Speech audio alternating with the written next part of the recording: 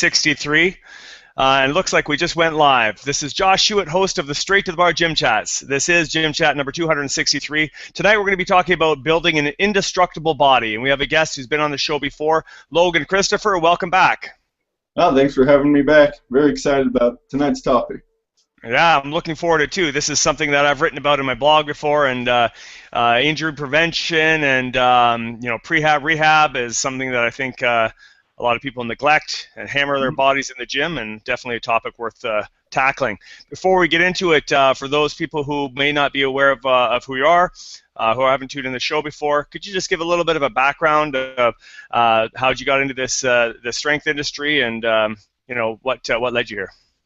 Yeah, absolutely. I wasn't naturally strong or anything. That I was born quite weak and scrawny. I wasn't even weighing 100 pounds when I entered in high school. But shortly after high school, I really got into serious training, doing a lot of bodyweight stuff. That led to kettlebells, and that kind of led to strongman. And nowadays, like any different aspect of physical culture, I probably have a little bit of experience in it, if not a lot. I do all kinds of weird things, including lighting a kettlebell on fire and juggling it, pulling a fire engine by my hair, bending horseshoes, some of the more standard strongman feats. I just won my first strongman competition a couple of weeks ago. Yeah, congratulations. Yeah. Thank you very much. So I like to play in all different forms of strength training and physical culture, just because there's so much fun things to do. Yeah, that's for sure. That's the one big thing with strongman training and competition. It's a hell of a lot more fun, in my opinion, than just hitting the barbells in the gym, which has its place, obviously. It's funny with fitness. I often tell people this, if I had to run on a treadmill for an hour in order to be fit, I wouldn't want to do it either. But if I could do things like throw kettlebells around and, lift stones, yeah, that's fun to me. For sure. So let's get right into the topic then, building an indestructible body. As far as how you look at it, what would be your definition of an indestructible body? And then let's get into how you go about building it. All right. The indestructible body, other people may call it different things. That's just kind of a term I came up with. Really, it's about being indestructible, because here's what I wanted to go against. A lot of people, the thing that holds them back in training more than any other thing, you have like lack of progression and doing stupid things, but injuries. That's what really stops a lot of people from accomplishing their health, their fitness goals, being able to be as strong as they want. So if you can get in a place where you're indestructible, then at least that aspect is not going to hold you back. So that's really, to me, what the indestructible body is about. And doing the things we're going to be talking about in this call here, you can, one, rehab old injuries, make them so they're much stronger, more mobile, flexible, and everything, so that they don't hold you back anymore. But also a big idea is, if you do some of this stuff in the first place, then those injuries aren't going to occur in your training or otherwise in other areas of your life. So you won't have those problems, you won't have the pain, you won't have the injuries that hold you back. Great. Yeah, that's one thing I wanted to ask you about, the benefits of an indestructible body. Does it branch out beyond training, beyond competition? And I guess obviously in many ways it would, if you're talking about preventing injuries, increasing mobility, increasing function. So that would benefit an individual, even if they weren't into competing or hauling ass in the gym.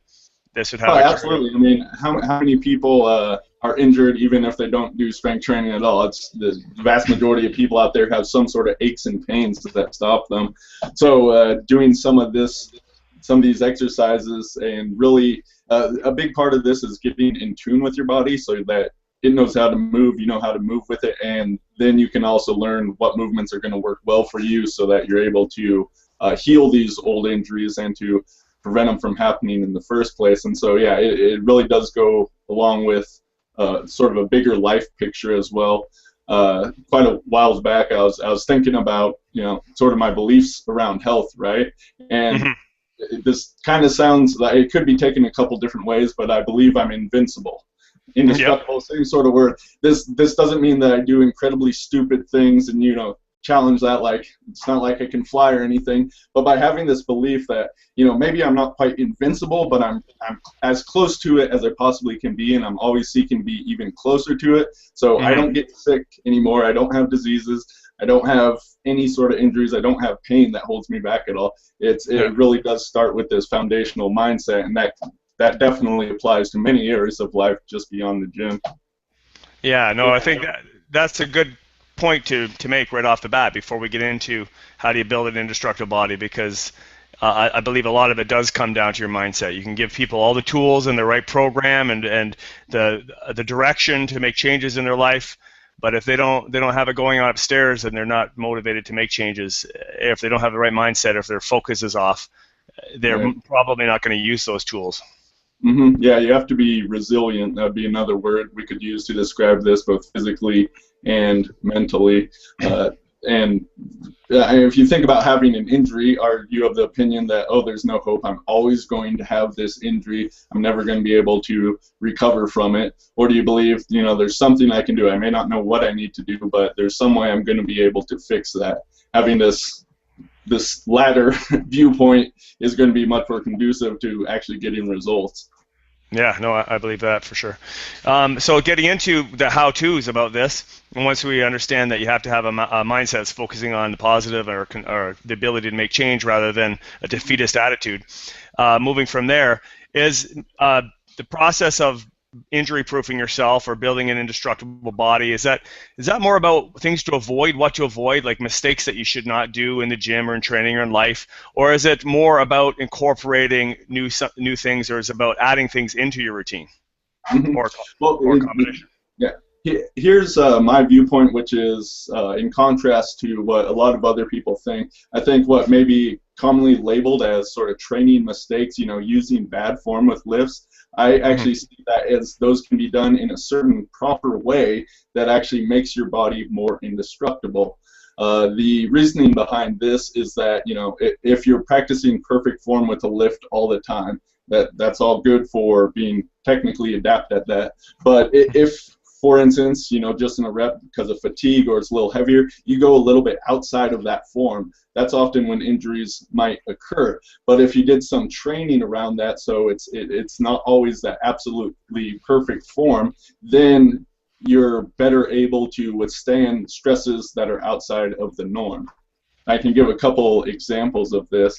One pretty classic example is round back deadlifting. You definitely need to round your back to some degree with stone lifting, but even with a barbell, it's almost everyone says you have to do absolutely straight back. Now, round back deadlifting definitely works for me. I don't know why that is. Could be from any number of things, but even if that's not the main style people should go for, and not everyone should, and I'm not of that opinion either, but a little bit of this work is going to be good, because what if you have to round back deadlift at some point in your life, you're in an awkward position, so by strengthening the joints, the musculature in that manner, you're going to be able to be much safer when you're doing that activity than if you only focused on having classically good form 100% of the time. Right, okay. So it's not about getting sloppy with your technique, it's about intentionally training in those positions to be strong in them. Yeah, it's not the sloppiness, it is doing it with intention. It's a very good way of putting it. So in addition to that, it's not just always about, okay, we're going to go outside the bounds of form, but there are many ways to do this so that we can work the joints and the muscles in many ways that they're not normally challenged. Because to have an indestructible body, it's not about just one thing. Like, it's not just about mobility, it's not just about flexibility, not just about stability or strength. You really need a combination of all of these factors in order to really be indestructible. Some of these can be a bit of a balance, like if you're less flexible in the hamstrings, that may assist you in being stronger in the deadlift. So you're going to have to balance it out, depends on what you're going for, but some degree of both flexibility and strength is needed, as well as mobility and stability, which are a bit of opposites as well. And by having all these qualities, and they're not mutually exclusive, then that's going to create more indestructibility. Yeah, I think just on that note, people that focus a lot on flexibility or mobility, or I don't want to pick on yoga, but let's pick on yoga, how they're always focused on how much range can I get, and this depends on the form of yoga, don't get me wrong, but absolutely. What positions can I get into, how much mobility I have. They're not always very strong or stable in those extended positions, so definitely you want to look at a trade-off between your range of motion and how active or stable you are in that range of motion. Right. Yeah, with some certain yoga poses and taken to a certain level, it's definitely good to have a full range of flexibility as far as most of the basic things like being able to do a full squat, having good overhead shoulder mobility and flexibility right there. But doing some things like the lotus position, that can be done, but if you like extend that even further, then it's less about flexibility in the muscles, and the stress begins to be taken on the joints, the tendons, the ligaments, which really aren't made to stretch. So looking at like contortionist type stuff, that's where you can really take it too far. And yeah, if you want to be a contortionist, that's fine, but from what I've heard, several of those people sort of pay the price for that in the future because they're really extending beyond what is really sort of best for the health of the body. Yeah, that's for sure. But it looks cool if that's what you're after. I'm all about looking cool. So yeah, exactly. Showboating is part of the game, man. Yeah, exactly. So can you give an example of, I don't know how you would apply it, like what would be an example of starting to integrate some exercises or drills or movements or however you're doing into your program that would lead to helping build an indestructible body? Like if someone came to you and they're totally foreign to this concept and you were to just introduce it to them, what would you say? What would you have them do? Well, the first place to really start is look at what you're doing in your current program. It's likely most people are kind of covering the basics, like some sort of squat, some sort of hinge movement, pushing and pulling with the upper body. That's great. And there's just so much more that the human body can do. So if a person came to me, it depends if they have like a specific injury they're going to want to address, then that may become the focal point. But really with this stuff, it is good to do it across the entire body for those preventative reasons. As an example, let's talk about the wrists. So almost all work is done, grabbing this or with the wrist bent backwards, right? Push-ups, different things of that nature. Very seldom do we really work in this sort of position with the wrist fully flexed, right? But you can do push-ups on the back of the wrist. This is a great exercise, not just for the wrist, but the elbows really become involved in here as well. So this is a way that doing push-ups on the back of the wrist that builds your flexibility, but it's also building strength while building that flexibility. So you're building those at the same time. So you start this easy because this exercise definitely, there's a pain tolerance aspect to it. Yeah. So with all this stuff, you can't rush too quickly because for the very idea that because these things are taking you outside the normal range of what you do, then if you extend too far, they can actually be damaging rather than building this sort of resilience or indestructibility. So with that, you can start on knee push-ups, to really regress yourself back. Then you can work to regular push-ups on the back of the hand. You can do some other kinds like jumping from one to another. That's sometimes done with martial arts. But actually, quite a while ago, I injured my wrist, and I was able to rehab that fully, so it's not a problem anymore, even though it was like constantly painful. I couldn't even do a push-up without leaning to the side. But I built up to being able to do handstand push-ups against the wall on the back of my wrist. So I was just seeing how far you can take that. Yeah, that's pretty crazy. I think I saw Matty Marzell doing that, or Marvell, sorry. Yeah. He saw me, and he does a lot of crazy stuff with his fingertips and hands and everything, so I'm not surprised that he did that quickly afterwards. Yeah, he got inspired to hit that one too. Yeah. Okay, so that's an example of sort of a mobility and strength drill as well, or flexibility and strength. So you'd look at incorporating some new things into a program such as that. Are there any things that you would recommend if people avoid, or not necessarily? It depends on the person on what they should avoid. One of the biggest keys to this indestructibility is really listening to your body, and that is a skill set that really sort of needs to be developed over time. Learning what feels good, and you need to understand the difference between there's a little bit of discomfort in this versus it being a painful thing, and it's actually causing more damage, that sort of idea, and that takes a little bit of time to develop. So that's an important thing, because what doesn't work for one person may be the perfect exercise for another person. Bridging, that's actually quite a few different exercises that's great for spine health, for neck strength, doing the wrestler's bridge version. But the gymnastic bridge, the entire spine is being used, the shoulders as well. So that's a great exercise, but there's some people with certain spine issues that, that isn't going to work for them. Now there's other people with other spine issues where that's going to fix their spine issues. So you do have to play around with this a little bit, understand your body, listen to it, and you're going to be able to better know what's going to work for you. Because I can't necessarily say these are the best exercises for any one person to do. I just give a whole bunch of different things, then you play around with them and experiment and find what works personally for yourself. Yeah, and I guess that does take some experience and a little bit of, like you said, being not intuitive, but at least having some good kinesthetic awareness of your body.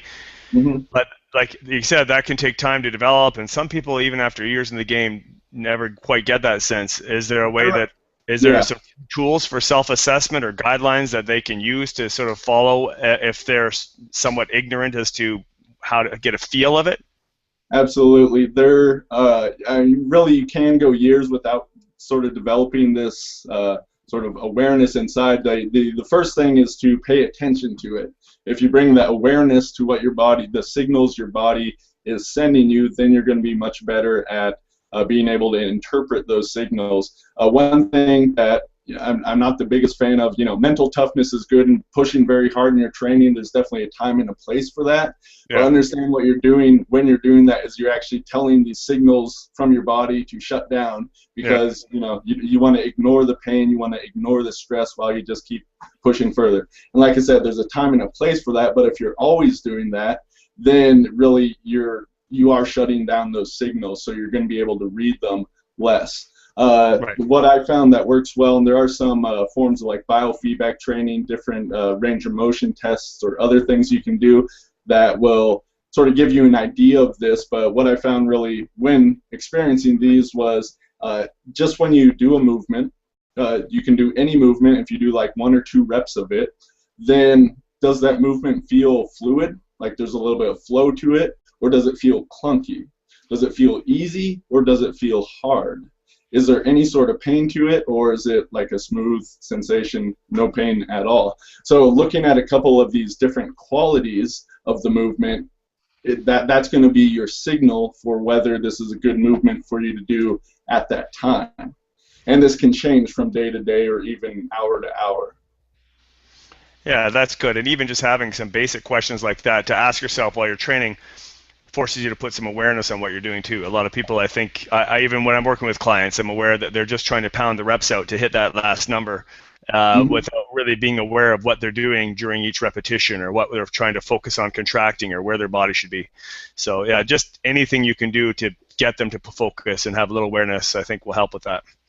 Yeah, because that's really, I'd say, one of the big advantages of training that isn't always talked about. You do develop more of this kinesthetic awareness, this body awareness that can be used for a lot of things. It's great for much more than just the training itself. I mean, if you can really become more aware of, your health and how your organs are functioning and where there may be some issues along with that, I think this can be taken to a much further level than most people ever have gone, and that's something I'm continuing to explore myself. Yeah, absolutely. Now, how much does just getting bigger and stronger, or just stronger period, or putting on muscle mass contribute to becoming indestructible, just in and of itself? Right. So as I said, strength is one of the components of being indestructible, but it's not the only component. If you only are going for strength, and muscle mass is actually a bit of a different thing, they're related but not necessarily so, then that's going to be an important component. But once again, are you just building strength in like the basic sort of exercises? Great for building strength, but you're not going outside the box with your strength. You're not getting the benefits from doing that. So in general, I like to say the more strength you have, the better, assuming it's in balance with some of these other athletic qualities that we talked about: mobility, flexibility, coordination, stability, that sort of thing. Yeah. Okay. Great. Cool. Are there any other examples to? I mean, I get a pretty good idea of what you're talking about there. Are there any other examples of exercises or approaches to this that you wanted to share Sure. that people can tap? Okay. Yeah, so I mean, one of the easy things that probably a lot of people listening to this will have a foundation with just basic mobility exercises. That's a Mm-hmm. great place to start, and I mean, just that alone for the average person would start getting their body feeling a lot better. Important thing to note is if you have an injury in one area, it may not actually be that area. That may just be sort of the symptom, the pain that you have there. But the body moves in chains, so Yeah. the left ankle is connected to the right wrist. It moves across the body and X, that sort of thing. Absolutely. Yeah. Absolutely. So definitely, it's good to focus on that specific area, but you shouldn't do that to the neglect of the whole rest of the body as well. So that's one thing. Let me An think of, example of mobility drills. I mean, could even just a dynamic warm up be a yeah, dynamic, like component of circles, that? Yeah. yeah, wrist circles, Progressively shoulder increasing circles, range of elbow motion. circles. Perfect. All that sort of thing, especially with the spine for the average person, being able to mobilize the lumbar area, the thoracic area, and the cervical area, being able to get all that's a great place to start. But really, once again, that just focuses on mobility. So if you only do that, I don't think you're getting all the benefits you can get. So let me give you an example um, with the hips and the knees. The Okay. Cossack squat. That's where you are squatting down on one leg while you keep the other one straight. Is that And similar to pistol, like a pistol squat, basically? the other foot stays on the ground, so it's Oh, right. not a one-legged squat, also Right. known as a Okay. side-to-side squat. Right. So Okay. Got it. Yeah. Yeah. yeah. So there's a lot you can do with this single exercise, and I really spent some time exploring it. If you don't have flexibility and a person tries to do this, what's going to commonly happen is they're going to raise onto the ball of their foot. They're not able to squat all the way down on that leg flat-footed. So that'd be Hmm. one of the first things to work toward developing. But from there, I was like, how can I take it further? And you can like twist around and do a couple things, kind of hard to describe just talking about them here. But one of the exercises that really sort of further pushed the flexibility and stability was from that Cossack squat, sitting back on the ground, then being able to, without momentum, get back up into the Cossack squat. So Hmm. it's a little bit of a flexibility and mobility challenge to do this while you're in a semi-loaded pattern. I mean, it's not like you got a barbell on your shoulders or anything doing this, but Yeah. there's a little bit of a strength component in there as well. Yeah. That's a good. That's it's interesting. I was reading a study recently about comparing the life expectancy to how many limbs does it take you to use getting yourself off the ground, like from a sitting position on the ground. You ever seen that? It was just a comparison, like, do you need to put your hand down? Do you need to kneel before to get up? Can you go right from a sitting on the ground to standing up without, which just from your ass to your feet kind of thing? Yeah, I Uh, actually wrote an article and did a video a while ago. I'm a contributor at breakingmuscle.com. I think it's called 52 Ways to Get Up Off of the Floor. yeah, I took that idea, and it's similar to what we're talking about here. You're adding yeah, complexity of movement instead of just like trying to rep out squats or anything. This is going to challenge you in all sorts of different ways. It's going to challenge that strength because there's stuff like getting up with one leg, all kinds of other stuff in there. It's going yeah. to challenge your flexibility in certain ways. It's going to challenge your mobility. So it really does. It challenges how you can get up off the floor. So Cool. that's a advanced place you can go for if you want to try that stuff out. Yeah, well, if you don't mind, at the end, I'm going to put some links down below too. But if you want to fire me off that link, Sure. I'll put it down for fun, and people to check it out. Yeah, Uh, it was actually one of my most popular articles just because it was an idea that not a lot of people have explored. Yet yeah, it's a very powerful one. The whole idea is, like I said, you can just do a whole bunch of squats, but why not try to add this sort of complexity? And it's going to challenge all sorts of things that components of this indestructibility. hmm yeah, cool. Yeah, I mean, something I do on a regular basis now myself, just as part of my prep before working out, is the dynamic warm up, and I follow it by with some isometric. So I do mobility, and then I do some stability work. So I do like traditional core isometric bridges and planks and side planks and all that, Yeah. but and then getting into like different isometrics for whatever I'm going to train that day. yeah, I find that it helps activate or engage the muscles, give me a better mind-muscle connection before I train them.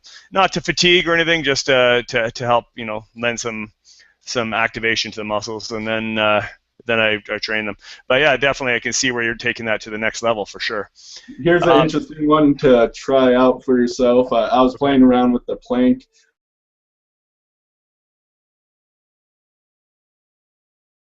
And different. Start playing with where it's sort of a reverse side plank, where Okay. you're coming across and trying to support yourself that way. It is incredibly hard to do. I had to drop to my knees the first time trying it, and I'm able to get it now from the feet. Can you describe that one more time? You just it just froze there for a second there. So this variation on the side plank, is that? Yeah. So on the side plank, you are angled away from your body. Right. The reverse side plank, what I'm calling it, is you're angling toward your arm and trying to support yourself this way. Oh, okay. We do sometimes work the shoulder in this plane of motion, but very rarely do we work it across the body, and it's incredibly weak there. So it's a very difficult exercise to do. But just like I said, just try it out starting from your knees, see if you can get to your feet. And your body wants to twist away, but you're trying to twist toward it. Just an interesting variation I came up with playing with it, because the idea with the shoulders is that's our most mobile joint in the body, and we tend to like strengthen it overhead and in front of us, and rarely do we work the sides and behind us, below us, that sort of thing. Yeah, for sure. Yeah. For sure. I'll try it out.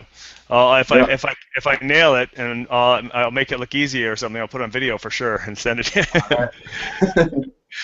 All right, sounds good, man. Is there anything else? I mean, first of all, if people want to find out more about this, a visual will be really helpful. Is there a website where you've posted some videos of this, or do you have any resource so people can come and check out a little bit more about what you're talking about? Yeah, I've definitely shared a few of the different, principles and exercises and everything at my site, legendarystrength.com. Okay. If they go over there, head to the blog and type in the search box Indestructible, it'll come up with some of the articles, and they can see videos, pictures, more detailed descriptions of the exercises. Okay. And I can send you a link for that too, so it goes directly there. Great. Yeah, that would be helpful. All right, cool. Was there anything else you wanted to add on this topic? I think we covered quite a bit of the basics without, I think from here, really people will need to delve into a little bit more, check out your site, and follow up in that way. Would you agree? Let me add one thing that is good. With strength training, you're always sort of pushing it to higher and higher levels, and you can certainly do that with a lot of this, like we talked about the back of the wrist handstand push-up, but it's not like I do that exercise every day or even every week. I sort of cycle through a little bit more of a focus on one area, then move on to the next. And by doing that, because there are just so many exercises that really work this foundation that go outside the box, you can't really do them all. But if you do just a little bit here and there, you continually get better in different ways and can come back to things, and that's going to really build you up over time without needing to spend 2 hours a day at the gym doing all these off-the-wall exercises. The cool thing about them is many of them do work a little bit more on the tendon ligament area, some of them, and that it takes longer to build, but it also stays there once you have it. So that's going to be an important part of keeping injury-proof. Okay, cool. That's what I was going to also touch on. That is, once you do build this mobility or stability or this indestructibility through these exercises and get that base, how do you need to continue to maintain this? Like, how long does it touch on? But I think you pretty much answered that there. And it's going to depend somewhat on what sort of exercises you're doing. Like, if you don't do any flexibility stuff, that will degrade. Everything's going to degrade to some degree, but as long as you keep coming back to it, do a little bit here and there, overall you're going to build this like really strong foundation, which you're really not going to lose as long as you do it just every once in a while. Yeah, cool. And I think probably a lot of the movements will have a carryover to one another. So you don't necessarily to keep the same ones in. Excellent. So if people want to get in touch with you to talk to you about this idea, or to find out some more information, or to find out all the crazy stuff you're into, what's the best way to reach you? Yeah, legendarystrength.com, my main site. You can sign up for the newsletter there and everything. Always coming out with new stuff, articles, videos, and everything. And if anyone wants to email me personally, it's Logan@legendarystrength.com. I'm also on Facebook and all that stuff. Okay, cool. Well, I'll put a link after we sign off, or I'll put a link to everything down below. So if you're watching the video, definitely check this out below. And sorry we didn't have the chat, the Q&A open today, I noticed. But if you do have any questions for myself or Logan, make sure you post them down below in the comment section of the video, and I'll make sure that he will see them if you're directing them towards him. And we will get back to you as soon as possible. Logan, that was great. Thanks for joining. Is there anything else you wanted to add before we sign off? No, I think that covers it for now. Yeah, I think we got a lot of good info out there, and give some people some resources to check out too, and some food for thought to mix things up in the gym. And I think people are always looking for something new to improve their training, and definitely becoming indestructible should be a goal for most of us. Yeah, so that's I think that word captures what a lot of us want. So yeah, I really liked it once I happened upon that. Cool. Well, listen, we'll stay on here for a second after I sign off, and I'll get those links from you. And thanks to everyone else who's joining us watching this. Thanks for checking it out, and we will be back next week on Monday with another gym chat, so make sure you tune in then. Until then, stay strong.